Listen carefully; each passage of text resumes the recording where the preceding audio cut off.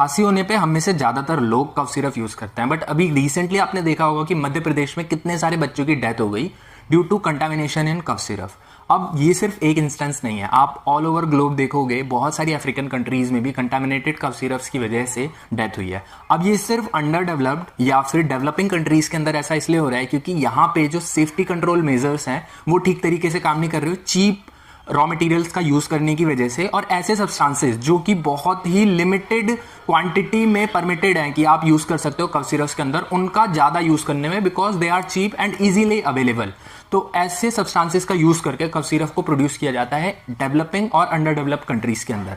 But यहाँ पे बात ये नहीं है कि किन सब्सटेंसेस का यूज किया जा रहा है, आप एग्जैक्टली कंपोजिशन कभी भी पता ही नहीं कर सकते कि कफ सिरप बनाया किन किन चीजों से गया है। अब अगर आप कंपोजिशन नहीं पता कर सकते तो आपको ये बात कभी समझ ही नहीं आएगी कफ सिरप क्या क्या इफेक्ट डाल रहा है आपकी बॉडी पे। अब बच्चों में डेथ का सबसे बड़ा कारण ही यही होता है कि उनकी जो किडनीज होती हैं वो इतनी ज्यादा रेजिस्टेंट नहीं हुई होती कि वो इतने सारे टॉक्सिन्स को एक साथ सह पाए, इसीलिए वो फेल कर जाती हैं, और एक्यूट रीनल फेलियर ही सबसे बड़ा कॉज है डेथ का इन चिल्ड्रन। एडल्ट्स में किडनीज जो होती हैं वो इतनी टॉलरेंट हो चुकी होती हैं कि वो इन टॉक्सिन्स को कुछ हद तक